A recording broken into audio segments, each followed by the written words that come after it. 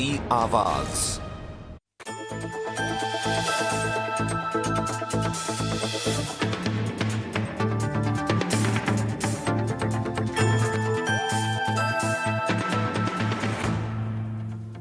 Tax बचाने का हो टेंशन या फिर पेचीदे टैक्स नियमों की उलझन, अटका हो रिफंड या मुश्किल में फंसा हो आपका रिटर्न, हर मुश्किल सवाल का आसान जवाब है टैक्स गुरु, जहां आप ना सिर्फ अपना टैक्स बचाते हैं बल्कि हम टैक्स की उलझनों को सुलझाने के गुर भी आपको सिखाते हैं। नमस्कार, मैं हूं लक्ष्मण राय और आज आपके सवालों का जवाब देने के लिए हमारे साथ हैं जाने माने टैक्स एक्सपर्ट शरद कोहली साहब। कोहली साहब, आपका स्वागत है सीएनबीसी आवाज के इस खास शो में। और नया साल का ये दूसरा एपिसोड होगा मुझे लगता है, और इसमें कई सारे ऐसे टिप्स आपको बताएंगे जो पूरे साल आपको काम आने वाले हैं। इसलिए कहीं आप जाइएगा नहीं, हम आपको बताएंगे कि इनकम टैक्स के टॉप 5 डिडक्शन जिन्हें भूलना पड़ सकता है काफी महंगा, एफएनओ ट्रेडिंग करने वाले कैसे फाइल करें इनकम टैक्स रिटर्न, और साथ ही ये भी बताएंगे रेस्टोरेंट ऑनर की जीएसटी की उलझन कैसे होगी दूर। इन सारे मुद्दों पर बातचीत करेंगे, लेकिन सबसे पहले नए साल की बात कर लूं कि कोहली साहब, मुझे लगता है कि आपने भी कुछ नए साल में रेजोल्यूशन लिया होगा, सबने लिया है, तो क्यों ना हम लोग ये वादा किया जाए और अपने दर्शकों के साथ कि नियमों के दायरे में रहकर अब ज़्यादा से ज़्यादा टैक्स बचाएं। इसके हर संभव गुर आपको बताए जाएंगे इस शो में। लेकिन साथ में आपको ये भी जानना बेहद ज़रूरी है कि कई बार होता क्या है कि अक्सर हम लोग कुछ गलतियां कर बैठते हैं। गलती ये करते हैं कि जो छूट मिलने वाली होती है वो छूट नहीं भी ले पाते हैं। क्यों? क्योंकि कई सारे डिडक्शन मिलते हैं जिस डिडक्शन का हमें पता नहीं होता, कई बार अनजाने में उसे नहीं क्लेम कर पाते हैं। तो कोहली साहब, आप मुझे समझाएं कि टॉप 5 डिडक्शन कौन से हैं जिनको भूलना काफ़ी महंगा पड़ सकता है टैक्स की देनदारी के लिहाज से।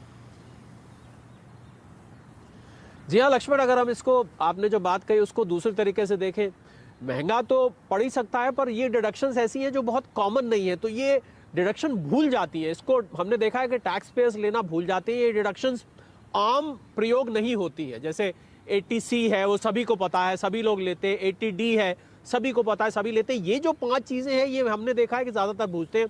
पहला है 80GG।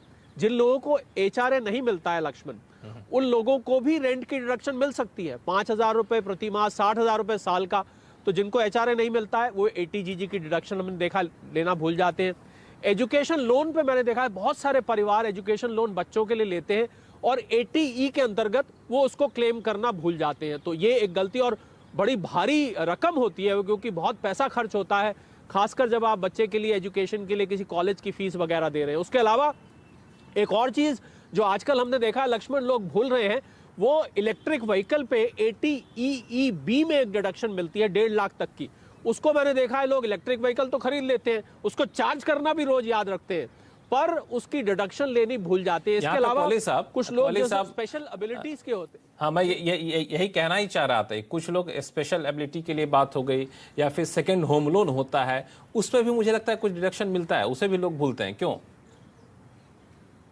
जी हाँ बिल्कुल, आपने जो दोनों याद दिलाई, मैं वो दोनों ले लेता हूँ। आपने स्पेशल एबिलिटीज जिन लोगों को होती है, जिन लोगों की डिसेबिलिटी है, अगर वो सिवियर नहीं है तो 75,000 तक 80U में डिडक्शन मिलती है। अगर सिवियर डिसेबिलिटी है तो 1,25,000 तक मिलती है। और दूसरे, आपने बिल्कुल ठीक कहा, एक घर तो याद रहता है, दूसरे घर की नहीं याद रहती है, हालांकि टोटल लिमिट उसमें 2 लाख की है। तो हमने जब सारी रिटर्न्स को खंगाला लक्ष्मण, सब लोगों से पूछताछ की, बातचीत की, तो लगा ये 5 डिडक्शंस क्योंकि कॉमन नहीं होने की वजह से लोग भूल जाते हैं। तो हमने सोचा आज इन 5 का आपके दिमाग में इनको रजिस्टर कर दिया जाए, जिससे कि आप कभी नहीं भूलें। बिल्कुल, यही टैक्स गुरु की खासियत भी है कि जिन चीज़ों को आप भूल जाते हैं उसे हम याद दिलाते हैं। और याद दिलाना इसलिए ज़रूरी होता है क्योंकि आप टैक्स के नियमों के दायरे में रहकर भी ज़्यादा से ज़्यादा और काफ़ी टैक्स बचा सकते हैं। तो इन सब चीज़ों को याद रखिए और समय समय पर अगले आने वाले एपिसोड में भी हम ऐसे चीज़ें बारीकी आपको बताते रहेंगे। चलिए शुरू करते हैं सवाल जवाब का सिलसिला। सबसे पहला सवाल आया है प्रयागराज से AK मुंगिया साहब का, जो कि फोन लाइन पर जुड़ गए हैं। मुंगिया साहब, नमस्कार। नमस्कार सर, कैसे हैं आप? मैं बहुत अच्छा हूँ। आपका प्रोग्राम अक्सर सुनता हूँ, बहुत सारे लाभ मैंने लिए भी हैं, ऐसे बहुत एडवांटेज होता है। मेरा ये प्रश्न है कि मैं मकान बेच करके दूसरा मकान लेना चाह रहा था, तो ये इसमें कोई इनकम टैक्स में कैपिटल गेन के लिए क्या ऐसा कोई रूलिंग है कि मकान पहले खरीद लूं बाद में बेचूं? कितने पीरियड के अंदर बाद में बेच के कैपिटल गेन का एडवांटेज ले सकता हूँ? पहला प्रश्न ये है। दूसरा ये है कि पहले इस सवाल का जवाब दे देते हैं हम लोग, चूंकि ये सवाल ऐसा है सिर्फ आपके लिए नहीं, कई सारे दर्शकों के मन में ये सवाल होता है जब वो घर बेचते हैं, दूसरा मकान खरीदते हैं, तो वहाँ पे उनको कैपिटल गेन्स टैक्स की चिंता सताती रहती है। कोहली साहब क्या कहेंगे इनको? जी हाँ मोंगिया साहब, बिल्कुल आपने आपके सवाल का हम हल बता देते हैं और आपके फेवर में हल बताएंगे। बिल्कुल आप सेक्शन 54 है, आप मकान बेच के अगर मकान ले रहे हैं तो आप अगर खरीद रहे हैं तो 1 साल पहले भी मोंगिया सा अगर आपने लिया, मतलब जिस डेट को आपने बेचा उससे 1 साल पहले तक अगर आपने खरीदा है और 2 साल बाद तक खरीदा है तो आप बाकायदा उसका लाभ ले सकते हैं। और अगर आप कंस्ट्रक्ट कर रहे हैं, अगर आप उस पर बना रहे हैं मकान को, तो आपको 3 साल मिलते हैं। तो देखिए आपकी समस्या का बिल्कुल सोल्यूशन निकल आया। आप पहले बिल्कुल खरीद लीजिए, बाद में बेच दीजिएगा। जी बिल्कुल, आपको कोई टेंशन लेने की जरूरत नहीं है। और क्या सवाल है आपके पास? और जो बेचूंगा इसका पैसा कहाँ रखना होगा? मतलब कैपिटल गेन अकाउंट में रखना होगा, किसी अलग अकाउंट में, क्या करना होगा?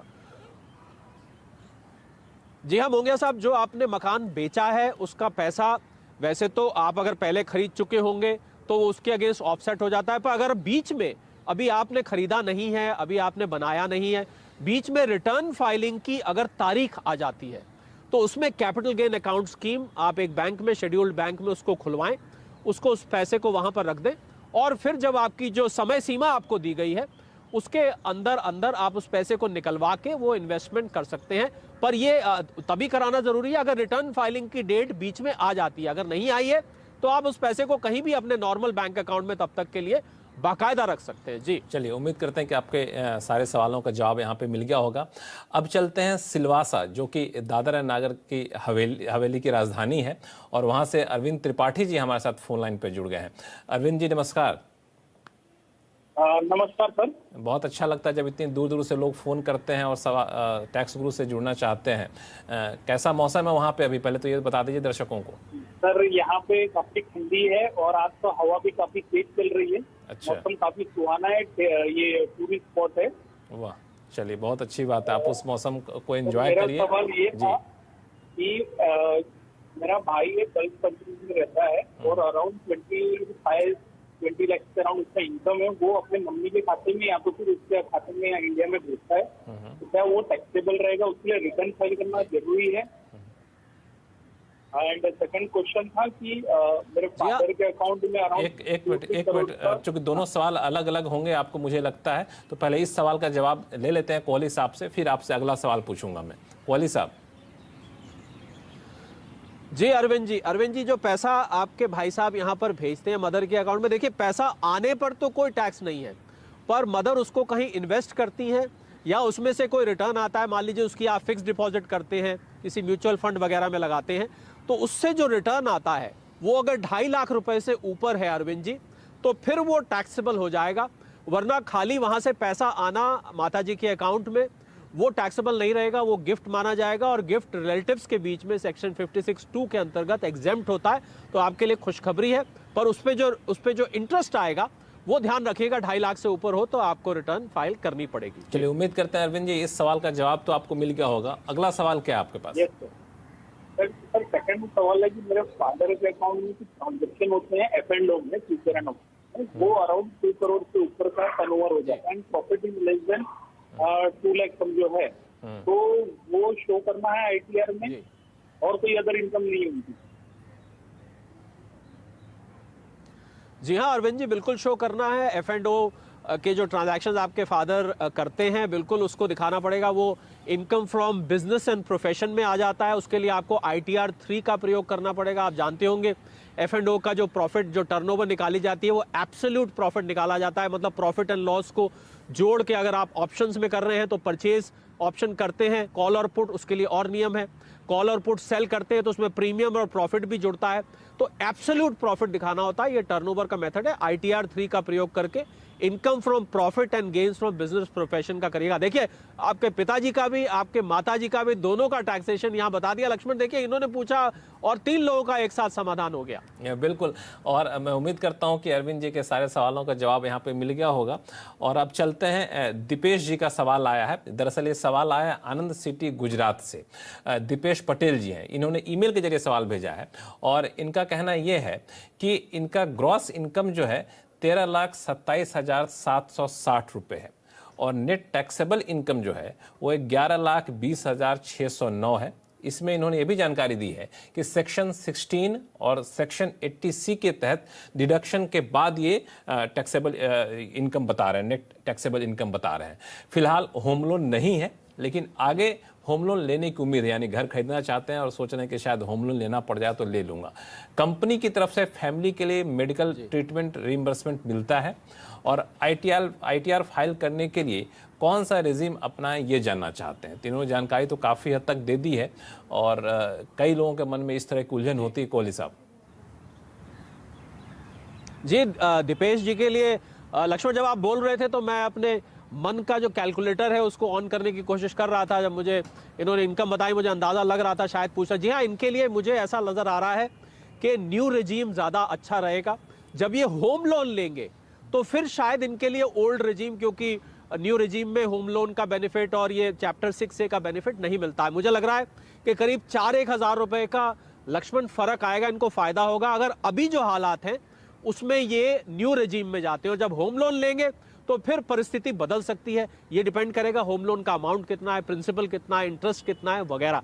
तो हम उम्मीद करते हैं कि दीपेश जी को अब, हालांकि कैलकुलेटर दिया होता है पर हमने बता दिया, उनको आयकर के कैलकुलेटर की जरूरत ही नहीं पड़ी। जी बिल्कुल, मुझे भी लेकिन दाद देनी पड़ेगी। आपकी जो दिमाग में जो कैलकुलेटर है, इतने फास्ट आपने सारे आंकड़ों को कैलकुलेट करके बता भी दिया कितने की बचत इनको होगी। लेकिन ये भी पूछ रहे हैं कि ठीक है, मान लिया हमने होम लोन ले लिया तो क्या साल में 1-2 बार रेजिम स्विच करने का मौका मिल सकता है क्या? जी हाँ लक्ष्मण, बहुत बढ़िया आपने बात पूछी। अगर आपकी income from profit on gains from business profession नहीं है लक्ष्मण, तो आप हर साल रेजीम बदल सकते हैं। ओल्ड से न्यू में जाइए, न्यू से ओल्ड में आइए, फिर न्यू में चले जाइए, फिर ओल्ड में आ जाइए। पर income from profit and gain business profession वाले को ये सुविधा बार बार उपलब्ध नहीं होती है। जी ठीक है, तो बिजनेस प्रोफेशन से आपको इनकम नहीं हो रही है तब तो आप बिल्कुल रेजिम चेंज कर सकते हैं, इसमें कहीं कोई दिक्कत नहीं है। चलिए फिलहाल वक्त है छोटे से ब्रेक का। ब्रेक के बाद बताएंगे कि लिस्टेड शेयरों पर long term capital gains tax के नुकसान को एडजस्ट करने का क्या तरीका हो सकता है, बताएंगे छोटे से ब्रेक के बाद।